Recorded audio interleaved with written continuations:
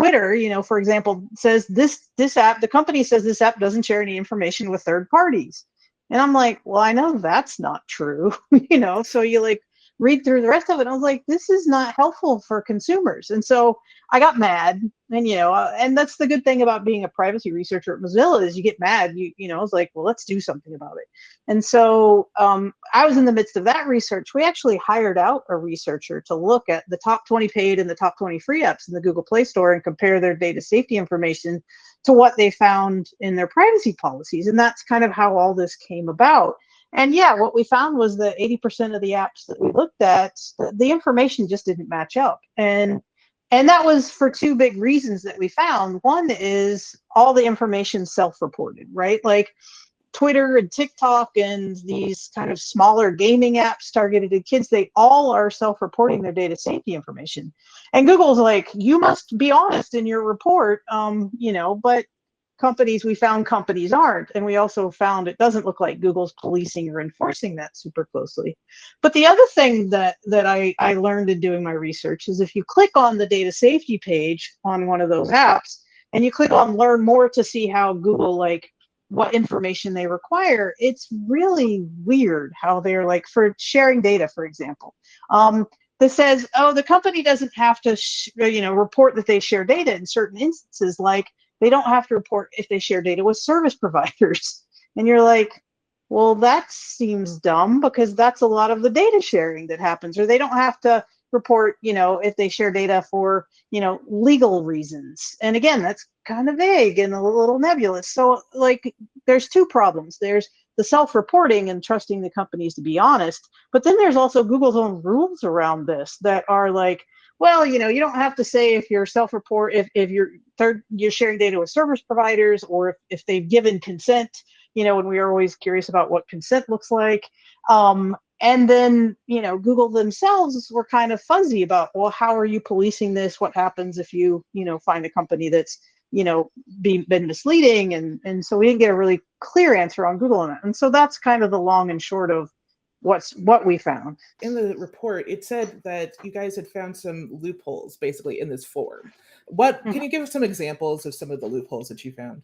And if you go down to understanding data collection and data sharing and you click on the little data sharing, expansion arrow, it says in some cases app developers do not need to declare data that is transferred to others is shared. And then they have the like third party based on a specific action you initiate. Okay. And then you're like, if you've given consent, I'm like, well, I don't really always trust consent. So that seems like it could be misleading. Transferred to service providers, well, like that's a lot of the data sharing. And then specific legal purposes, that's pretty vague. And then there's the fully anonymized, and we all know the problems with being fully anonymized. And so those kind of highlight the concerns that we have. People trust them. I mean, you shouldn't really trust a corporation with your data, but people do. We've sort of gotten into that over the past 15, 20 years of being on the internet. And of course, that's what's going to happen. We're just going to blindly trust them. That's tough. All right. Well, what changes can we make? What changes could Google or Apple make when it comes to these standards? There is hope, I feel like, but it's up to us to kind of be like, hey, Google, great step forward, but it sucks right now. Here, let's make it better. And I would love to, one of the recommendations we make in the report, and I would love to see is Apple, Google, whoever's the boss of all the things, get together and say, we're going to come up with a standardized set of data privacy information labels. We're going to agree on this, and then we're going to implement it across the board, across the industry, and then we're going to actually have systems in place to enforce it. So it's not just this, look how we're being transparent, look, go us, but it's like, hey, we're not just being transparent, we're enforcing this. Somebody breaks this, they're not going to be in the App Store. We're going to pull the app. So you think that the corporations basically should be responsible for creating the labels and like, I'm just saying, like, I think, and it's more likely that an independent body, right, would be involved with this, just because these people. Oh, come on. Yeah, I agree with you. I mean, who creates the labels? It's the fox guarding the hen house, asking Google and Apple to do it. But at the same time, I have to, I wasn't thankfully I wasn't alive in the 60s, so I don't know what big food was like compared to big tech. Yeah. But we're at a place now we're trying to get any regulations passed, any regulatory body to implement anything with teeth is near impossible. And so I'm hesitant to kind of push for that. It's also, I do privacy not included. We're consumer focused. So I try and let other people worry more about the policy. And I think, well, what can consumers do and what should companies be doing? And I hate to put everything on the consumers because people got enough going on, right? So putting some pressure on the companies is not the best option, but it maybe is the best option, if you know what I mean. You are consumer focused. I'm also consumer focused. So, when I'm writing this, what can I tell my readers, like with regard to protecting their data? Because I've already told them, hey, I have multiple articles that are like, read the privacy policy before you download that app. Please, I am begging you to not put that on your phone and just let it go free. Read up and find out.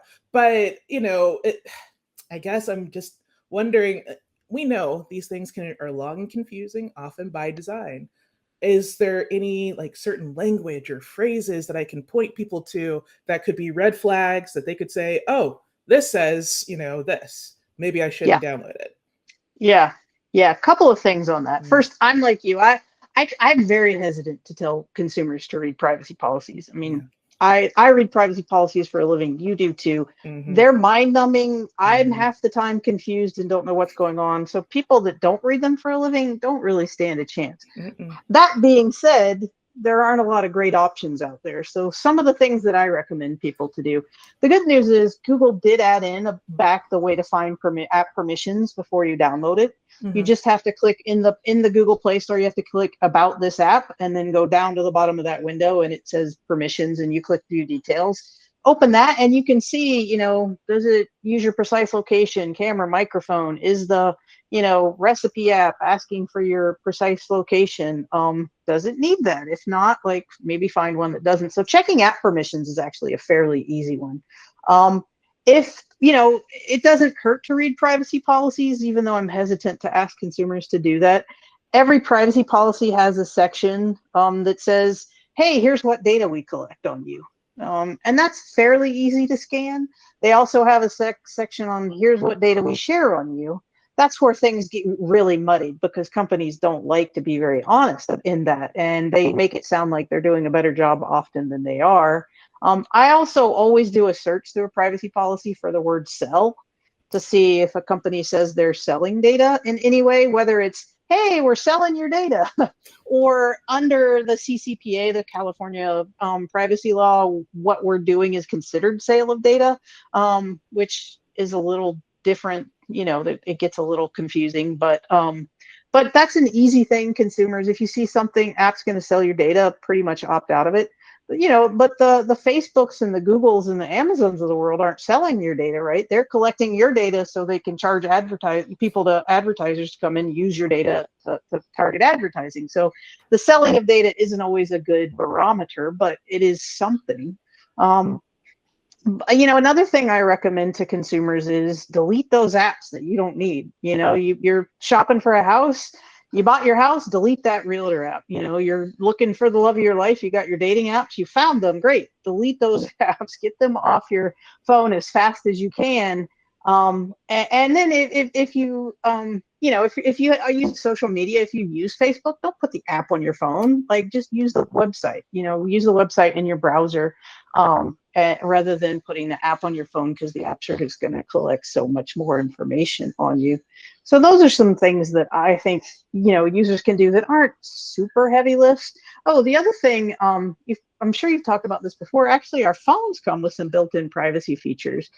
So checking the settings on your Android phone or your iPhone to be like, to help lock down some of the privacy settings of those apps that you have is a good thing. So just, be a dork and set a reminder in your phone once a month of like, hey, today I'm going to take 10 minutes and look at the privacy settings on my phone and lock them down again. It's ridiculous that consumers have to spend this much time to protect their privacy, but that's where we are right now. And hopefully those aren't too heavy lifts for people.